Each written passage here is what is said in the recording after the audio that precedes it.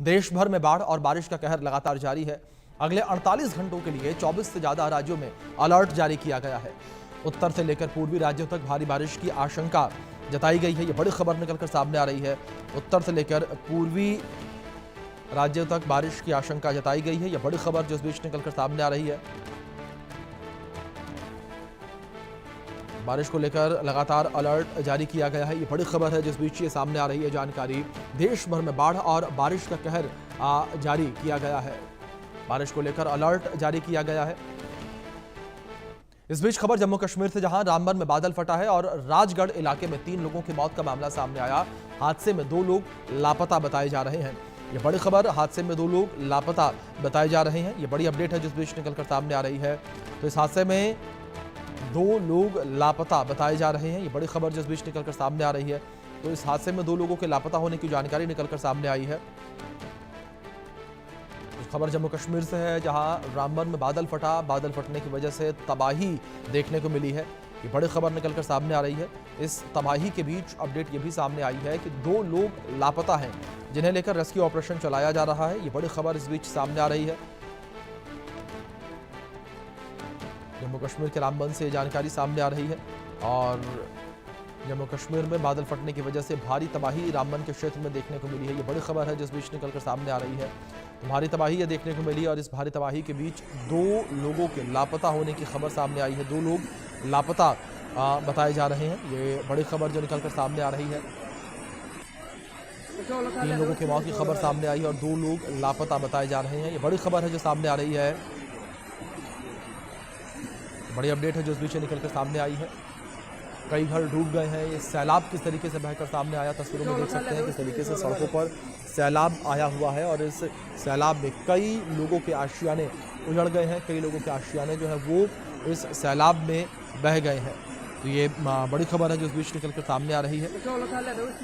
तस्वीरों में देख सकते हैं किस तरीके से ये सैलाब जो है वो बहकर आया है। पहाड़ी से ये पूरा सैलाब बहकर आया है, जिस वजह से लोगों को भी तमाम समस्याओं का सामना करना पड़ रहा है।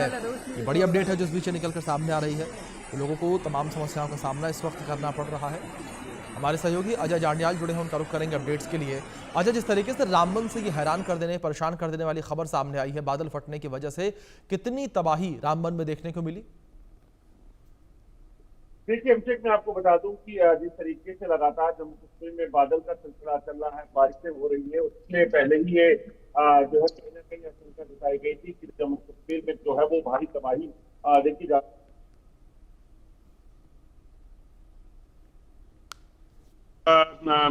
IMD की तरफ से एक वार्निंग दी गई थी कि जम्मू कश्मीर में जो है वो बड़ा जो बारिशें जो है वो हो सकती हैं, तेज बारिशें हो सकते हैं, क्लाउड बर्स्ट का खतरा है। और उसी बीच अभी सुबह जो है वो खबर आई है जिसमें देर रात जो है रामबन का ये इलाका पड़ता है, जहां पर अचानक से बादल फटा है। क्योंकि रामबन पूरा जो इलाका है, डिस्ट्रिक्ट है, वो पूरा पहाड़ के ऊपर बसा हुआ है, चिनाब नदी के किनारे। तो अचानक से जो है यहाँ पर बादल फटा और बादल फटने के कारण पूरा का पूरा इलाका जो गांव का था वो उसकी चपेट में है। और मलबा जो है वो उस पूरे गांव में देखा जा सकता है, जिसमें अभी तक जो जानकारी है 3 लोगों की मौत हुई है, जबकि 4 से 5 लोग जो है वो लापता बताए जा रहे हैं। क्योंकि अभी रेस्क्यू ऑपरेशन चल रहा है। रात का समय था, कितने लोग थे, कहां थे, कैसे ये सब हुआ, ये सब किसी को भी कह पाना मुश्किल है। जैसे जैसे अब दिन जो है हुआ है, उसके बाद सच शुरू हुई है, लोग सामने आएंगे तो पता चलेगा कि आखिरकार वहां पर एग्जैक्टली कितने लोग मिसिंग है, कितने लोगों की मौत हुई है।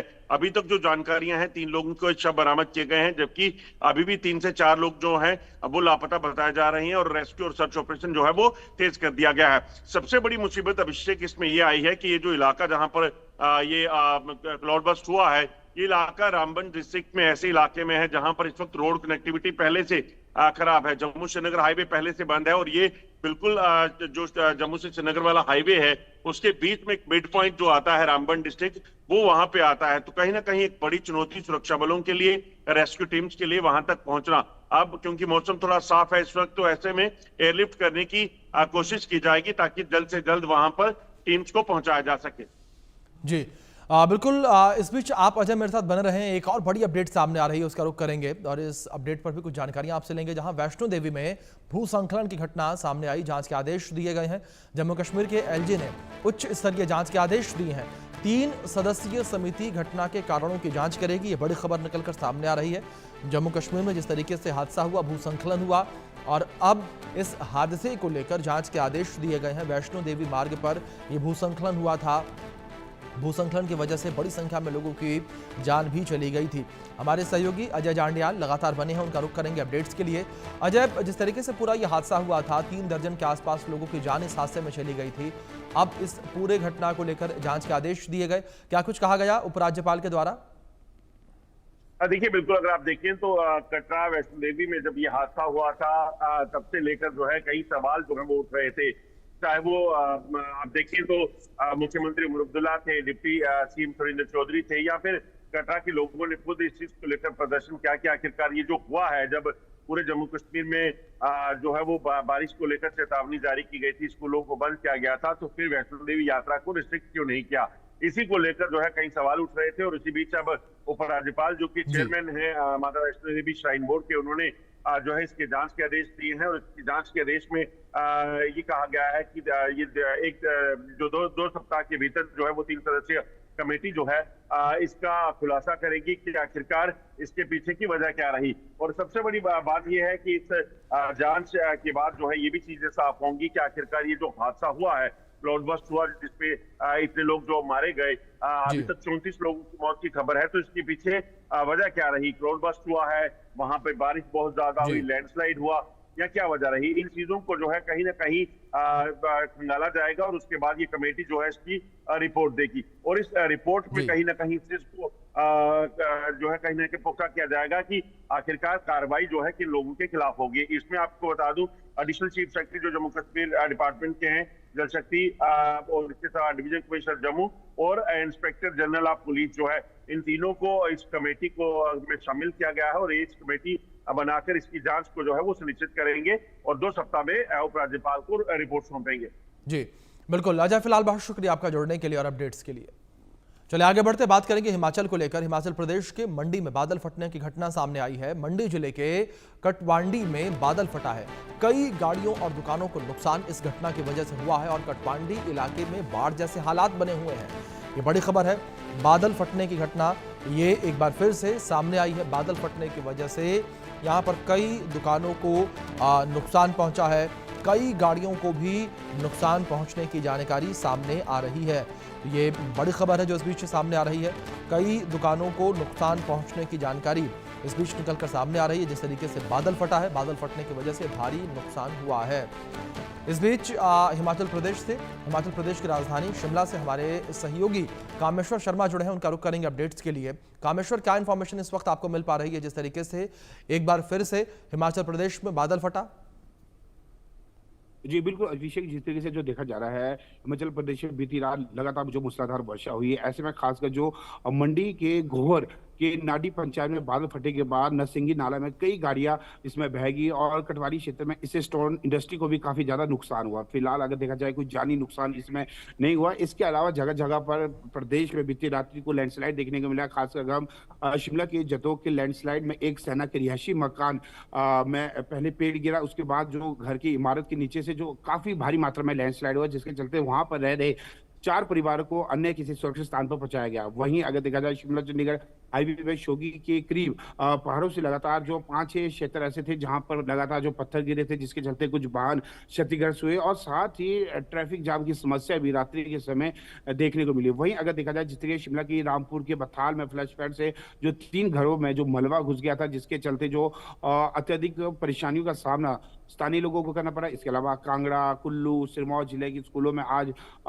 शिक्षा संस्थानों को बंद कर दिया गया है। कुल मिलाकर जो देखा जा रहा है 20 जून से लेकर अभी तक हिमाचल प्रदेश में लगभग 317 लोगों की जानें जा चुकी है। 2785 करोड़ से अधिक सरकारी और निजी संपत्ति का नुकसान हो चुका है। फिलहाल अभी भी हिमाचल प्रदेश में 2 दिनों तक ऑरेंज अलर्ट जारी किया गया है। ऐसे में कुछ जिला के लिए येलो अलर्ट भी जारी किया गया है। और हिमाचल प्रदेश में अगर राजधानी शिमला की बात करें तो रात्रि के दौरान जिस तरीके से जो भारी वर्षा हुई, से ऐसे पानी आ रहा था जैसे कि कोई झरना हो वहां पर। वहीं चक्कर क्रॉसिंग से लेकर चक्कर कोट तक जो सड़क मार्ग था वहां पर जगह जगह लैंडस्लाइड हुआ था तथा पानी अत्यधिक होने के चलते दो पहिए वाहनों के लिए चलना मुश्किल हो चुका था। वहीं अगर जिस तरीके से शोगी तारा देवी के बीच लगभग 3 जगह ऐसे स्टेशन थे जहां पर पहाड़ों से पत्थर गिरे, जो जी वहां पर जो गाड़ियों को नुकसान हुआ, जानी नुकसान इसमें कोई नहीं हुआ, हल्की मुल्की चोटी जरूर लगी है।